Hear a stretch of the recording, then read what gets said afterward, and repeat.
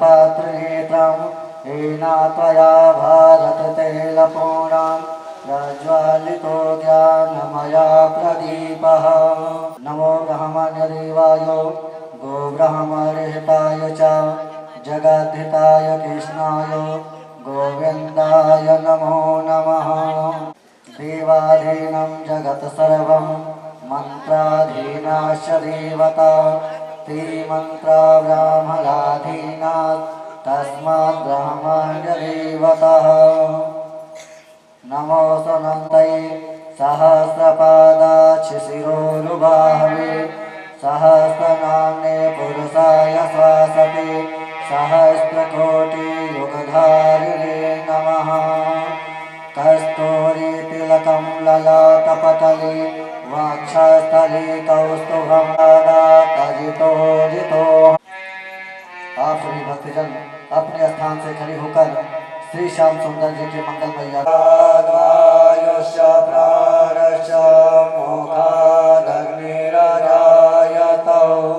सज्जं च वर्तसयुक्तं प्रपद्ये नीलाम्बुजश्यामलकोमलाङ्गं पीतवानुभागं पारो महासायकचारुचापं नमामि रामं रघुवंशनाथं नमामि श्यामं यदुवंशनाथम्।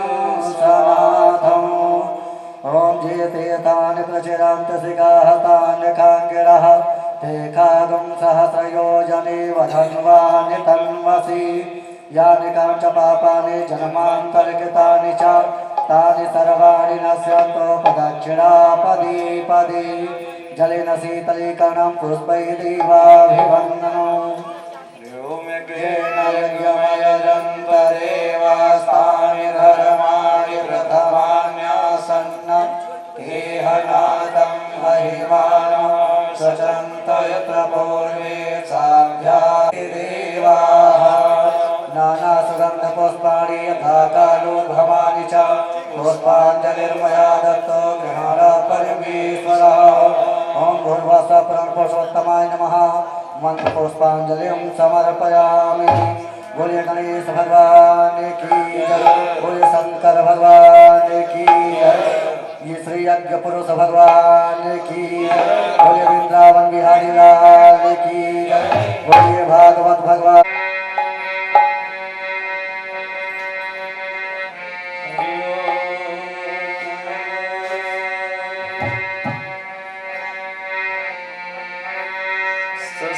श्री गणेशाय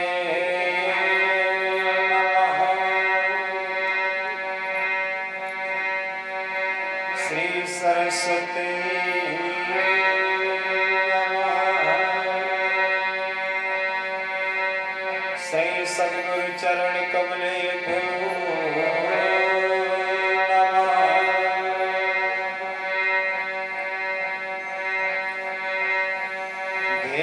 सदा परिभवघनमलेश्वरोऽहं तीर्थास्पदं शिवविरिञ्चिनुतं शरणं भृत्यार्तिहं प्रणतपालभवाधिपोतं वन्दे महापुरुषे चरणा वंशी विभूषित करानो नीरदाभाय पीताम्बराधरुण बिंब फलाधरोष्ठा पूर्णेन्द्र सुंदर मुखादर बिंदनेत्रा कृष्णात् परं किमपि तत्त्वमहं न जाने। सच्चिदानंद रूपाय विश्वोत्पत्त्यादि हेतवे तापत्रय विनाशाय श्री कृष्णाय वयं नमः।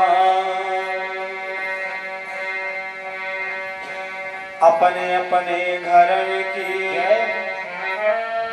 सब काहू को पीर, तुम ही पीर सब धर्म की, धन्य धन्य रघुवीर। जिनकी सेवा भाव के मुग्ध भय श्री राम, ऐसे श्री बजरंग को बारंबार प्रणाम। जय जय मैया लक्ष्मी, जय गज बदन गणेश, जय जय माता शारदे, जय जय भारत देश। मीरा के प्रभु गिरधर नागर, सूरदास जी के श्याम, नरसिंह के प्रभु साहस समरिया, तुलसीदास जी के राम। जय जय श्री राधा रमन, जय जय नवल किशोर, जय गोपी चित चोर प्रभु, जय जय माखन चोर। प्रेम से बोले बाल कृष्ण भगवान की, अयोध्या राम लला की, वीर बजरंग बली की, शंकर भगवान की, सवा माई की, बोले काली मैया की, हंस बोले सदगुरुदेव भगवान की।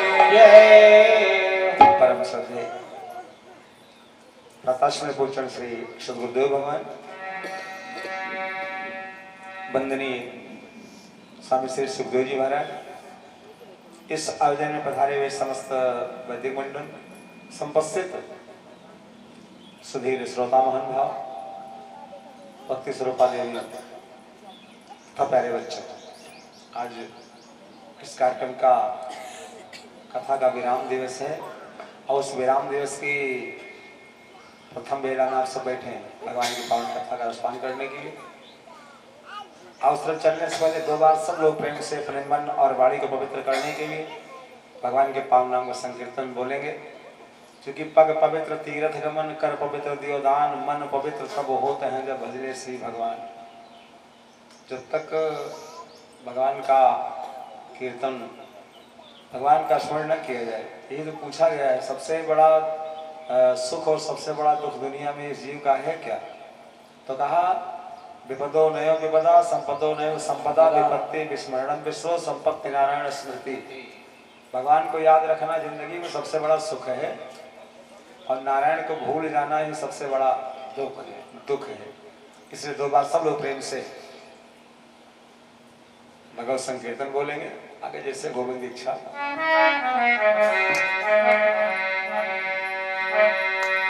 कि जीवन है तेरे हवाले, जीवन है तेरे हवाले, मुरलिया वाले,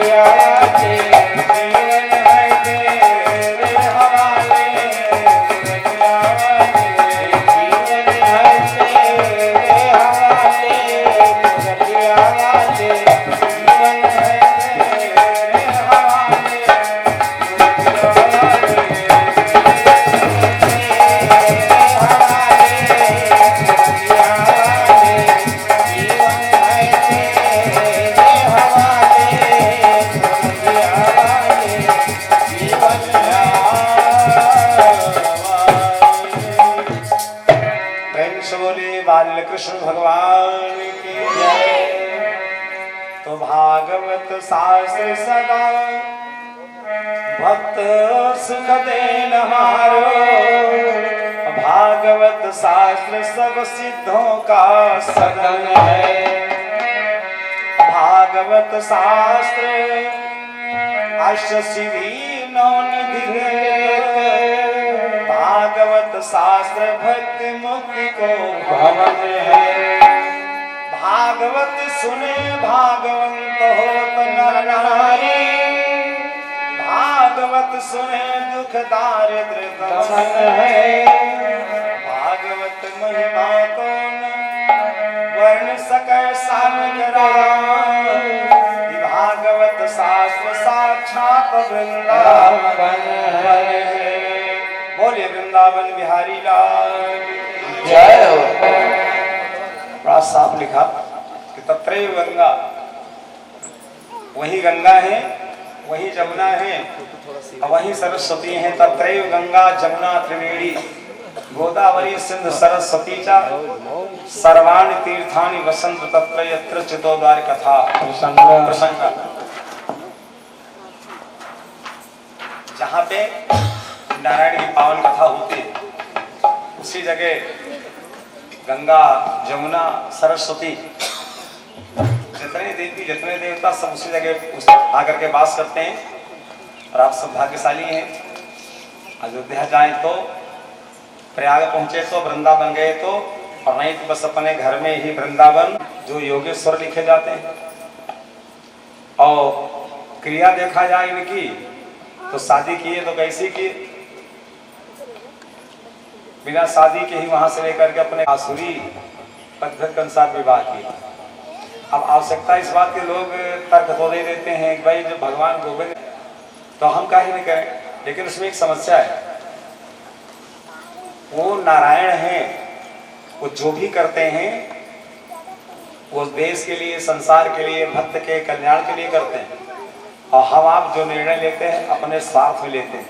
समर्थ का नहीं दोष गोसाई और रवि पावत सुरसर की नारी। अब इनमें चाहे जो चीज डाल दिया जाए वो समर्थवान है, दोष नहीं लगता।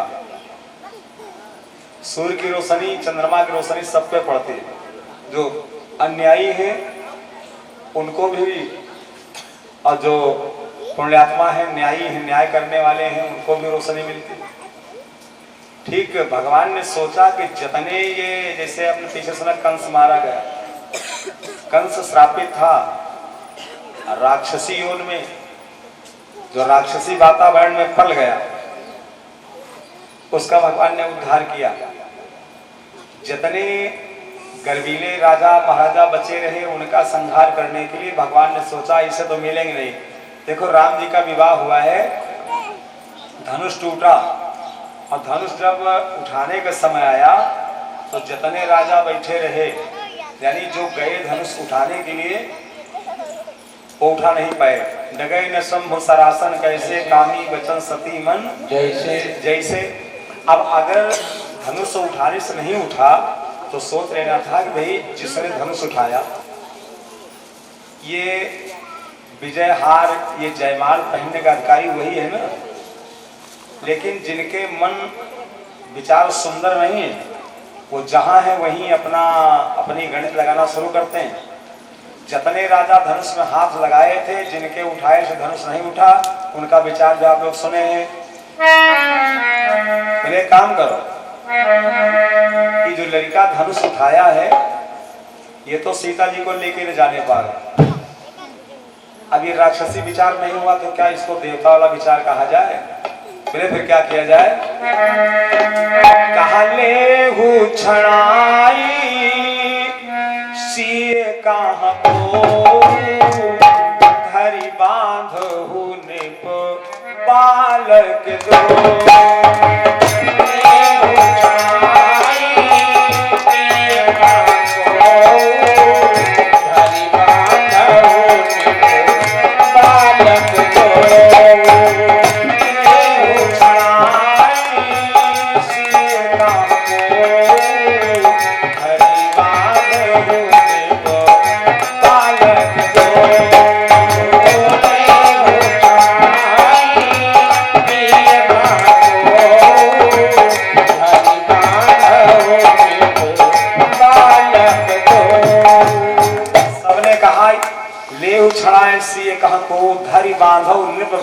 दो। किसी ने कहा कि बच्चे को बांध कौन पाएगा, तो कहा सब मिल करके इसके ऊपर टूट पड़ो। और जैसे कहा धरी बांधो में बालक दो, ऐसे तो परशुराम पहुंचे हैं। परशुराम ने कहा हम भी आ गए, चिंता न करो। अब परशुराम जी आए हैं, तो परशुराम जी का आपने संवाद सुना है, परशुराम जी का नाटक देखा है। परशुराम जैसे पहुंचे वैसे तुरंत उनका शब्द रहा, कहु जड़ जनक धनुष का तोड़ा। क्यों रे मूर्ख जनक, बोल, तेरे दरबार में इतना बड़ा अपमान, मेरे शंकर जी का धनुष किसने तोड़ा? अब जिसने तोड़ा है सो बिलगाओ बिहाई समाचार, न तुम्हारे नहीं है सब राजा। और परिणाम क्या हुआ कि जितने घमंडी राजा थे उनके सब के गर्भ को चूर करने के लिए राम जी के साथ में वो रामलीला का मंचन करने के लिए परशुराम जी पहुंच गए। वैसे राघवेंद्र सरकार राम जी वो कन्हैया का रूप लेकर के आए, तो भगवान ने द्रौपदी जी को विदर्भ देश से ला करके और अपने आंगन में उनके साथ विवाह संपन्न किया। अब आवश्यकता एक बात की, महाराज परीक्षित जी कथा सुन रहे हैं और लिखा गया कि महारानी रुक्मिणी से एक सुंदर बच्चे का अवतार बताया गया, जिसका नाम है प्रद्युम्न। भगवान गोविंद का सबसे बड़ा बेटा कह दिया जाए तो उसका नाम है प्रद्युम्न। अब प्रद्युम्न है कौन? कहा कामस्तु वासुदेवांशो, कामस्तु वासुदेवांशो दग्धा प्रांग रुद्रमन्युना देहोत्पत्तये भूयस्तमेवो प्रतिपद्यत। जो काम है, काम रति का पति जो काम है वही प्रद्युम्न बन के आया। देखो विधि का विधान कितना विचित्र है।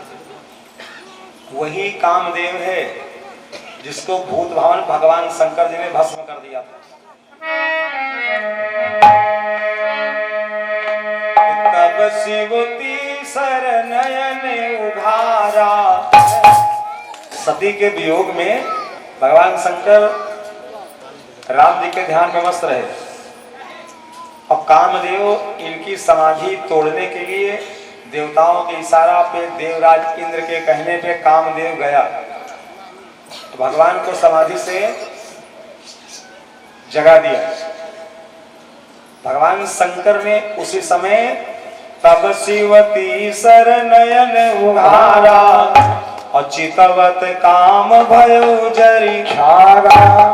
कामदेव को उसी समय भस्म कर दिया। और जब उसकी पत्नी रति चिल्लाई तो भगवान शंकर सौगरदानी है, ये कब प्रसन्न हो जाएं और कब नाराज हो जाएं, कोई आज तक इनकी माया जान ही नहीं पाया। और जितने सरल अपने भक्तों के लिए, आप जैसे भक्तों के लिए भगवान शंकर को लिखा गया है भोले, बिल्कुल भोले बन जाते हैं, कुछ नहीं जानते, जैसा चाहो वैसे कर लो, सब में प्रसन्न है। और इनके साथ, इनके भक्तों के साथ में अन्याय करने वाले के लिए क्या बन जाते हैं? भाले। भाले, भोले भाले लिखे जाते हैं कि जैसे भोला मेरा भोला भाला, जैसे भोला मेरा भोला भाला, कोई भी भोला भाला नहीं है। जैसे भोला मेरा भोला भाला, कोई भी भोला भाला नहीं है। जैसे भोला मेरा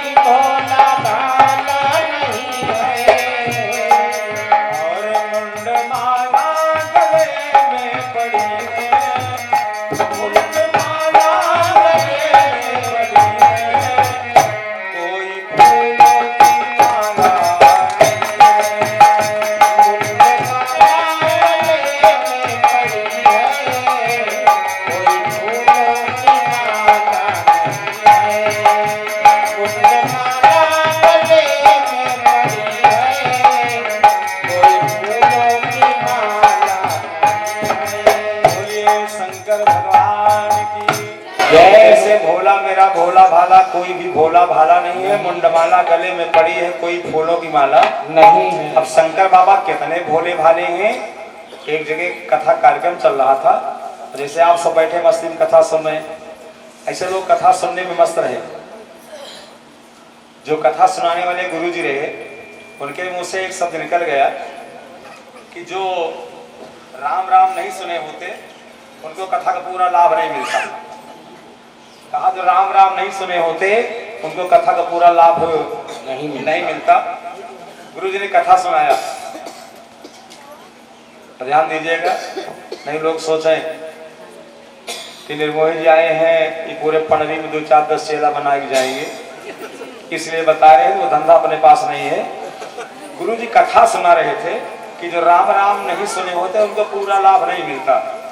अच्छा, कथा सुनने वाले तो बहुत होते हैं, लेकिन उसमें एक गहन अध्ययन करने वाले, विचार करने वाले कुछ ही लोग मिलते हैं। एक लड़का बैठा रहा 5 साल का, उसने इस लाइन को नोट कर लिया और कहा यार हम भी तो राम राम नहीं सुने। तो कहा चलो आज जो समय निकल गया वो तो निकल गया, लेकिन कल आएंगे तो पहले राम राम सुनेंगे और राम राम सुनने के बाद तब फिर आएंगे कथा सुनने के लिए। अब अयोध्या जाए तो वो विलम्ब है। अरे भाई ये शायद अयोध्या निकल जाओ, कहा भैया महीने हम दर्शन करके आ रहे हैं राम लला के। तो कहा संभव है तुरंत लौटे ही हो। भगवान जाने घंटा में फुर्सत पा जाओ कि 4 घंटा फुर्सत पाओ। और यही सब जो ड्यूटी वाले वहाँ जमे हैं, ये लोग अपन कोनो कहीं कोनो कोटा में दर्शन करवा दी ले जाएगा, क्योंकि कोटा तो हर जगह लागू है।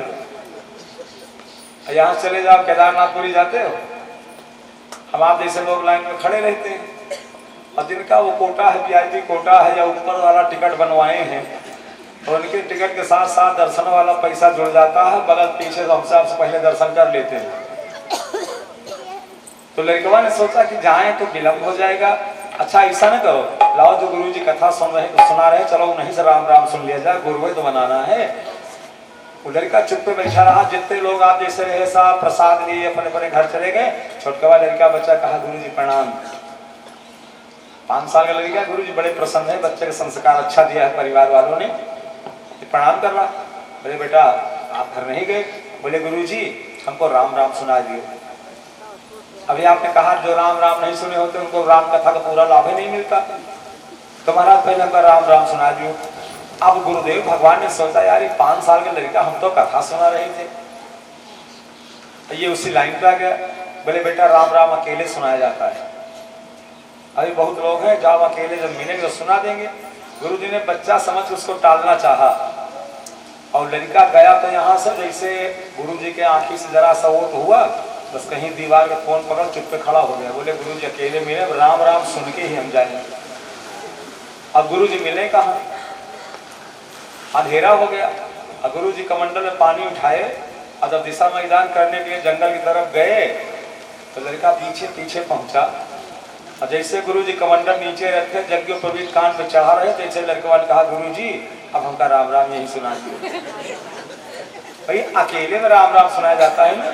तो उसने कहा अब यहाँ से ज्यादा अकेला स्थान और कहाँ मिलेगा। अब गुरुजी यहाँ तो बड़े दुलारे बोले थे कि भैया अकेले में, और वहां जब बगिया में पहुंचा वो तो गुरुजी ने कहा हट नालायक। और जैसे कहा हट नालायक, वो लड़का तो लड़का, उसने सोचा गुरुजी ने मंत्र दे। अब पहुंचा घर में जल्दी, उनके बाबा वाला माला टंगा रहा उतार लिया, हट नालायक हट नालायक हट नालायक जाप करने लगा। वो मन में जाप करे कौन जाने, ये गाड़ी लग रहा है कि जाप कर रहा। और कथा सुना बढ़िया मस्ती में यही है कि अगर जान में अनजान में अमृत चाहे जैसे पी लिया जाए, जान के पीते हो तो अमर होना है, अनजाने में भी अमृत अगर चला जाए तो उसका नाम है अमृत है।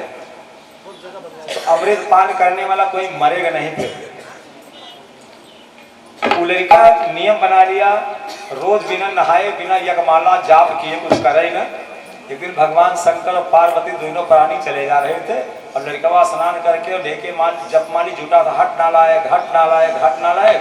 पार्वती माई के कान में आवाज पड़ी, कहा बाबा। शंकर भगवान ने कहा हाँ देवी पार्वती। बोले देखो लड़का ये कितना ये माला लेके तो गाली बक रहा है। अरे कहा पार्वती चलो ये दुनिया के चक्कर में न पड़ो, लड़का है वो। कहा नहीं महाराज इसको समझा दिया जाए, वरना अभी बच्चा है, बड़ा होगा तो ये फिर इस शब्द का उल्टा प्रभाव पड़ेगा ना। शंकर भगवान ने पार्वती को टालना चाहा, कहा पार्वती ये गाली नहीं बक रहा है, हमारा नाम जप रहा है। इसलिए कहा जाता है जैसे भोला मेरा भोला भाला, कहा मेरा नाम जप रहा। पार्वती माई सोच रही है, कह रहा हट नालायक हट नालायक हट नालायक, ये कह रहे मेरे नाम जाप कर रहा। कहा बाबा तुम्हारा नाम क्या है? बोले हमारा दो ही नाम है, एक नाम है लायक और लायक ना कह सको, दूसरा नाम है नालायक।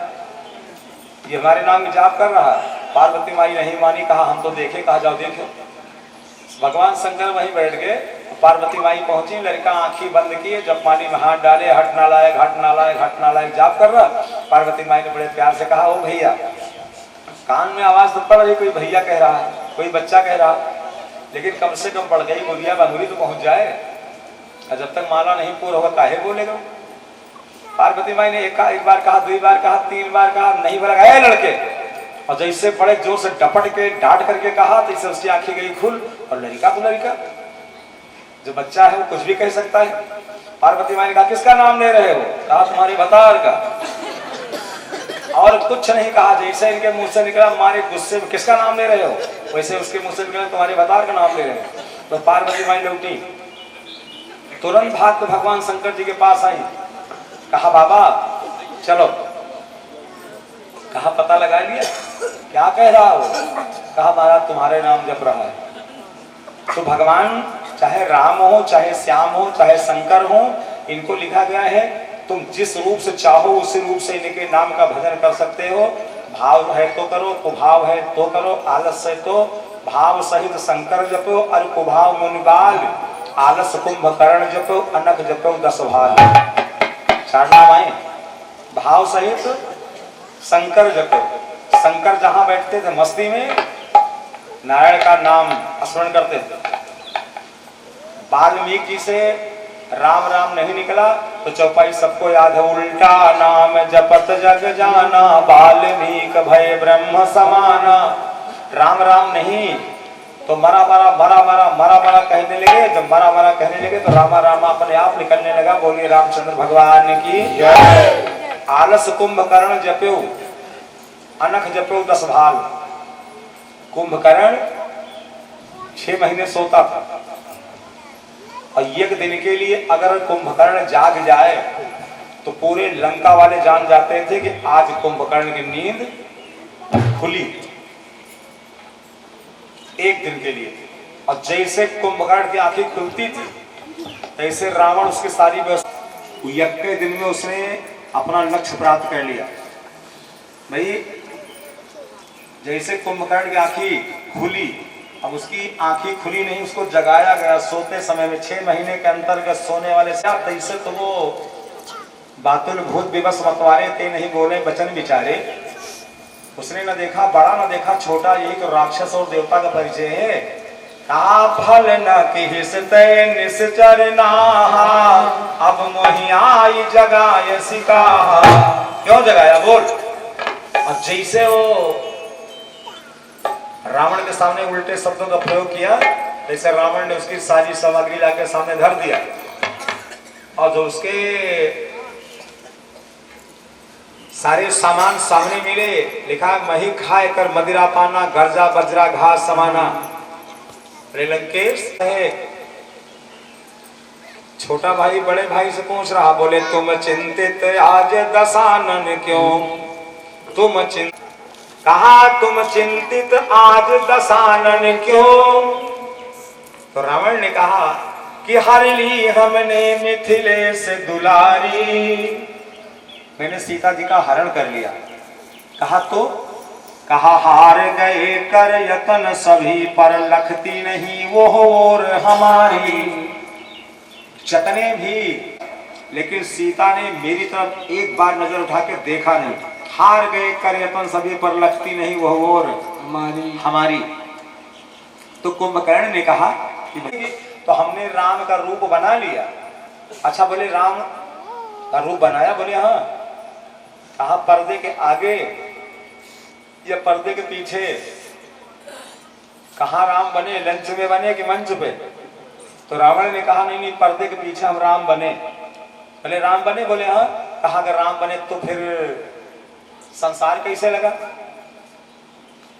बोले राघव रूप बना जब मैं, तब मातु समान लगी पर नारी। बोले श्री रामचंद्र भगवान की जय। राघव रूप बना जब मैं, तब मातु समान लगी पर नारी। सारे संसार की नारियां हमको अपनी महतारी, अपनी बहन, अपनी बेटी के समान दिखाई पड़ने लगी। और जैसे कहा राघव रूप धरा जब मैं, तब मातु समान लगी पर नारी। ऐसे तो कुंभकर्ण ने कहा रावण तेरा सत्यानाश हो जाएगा।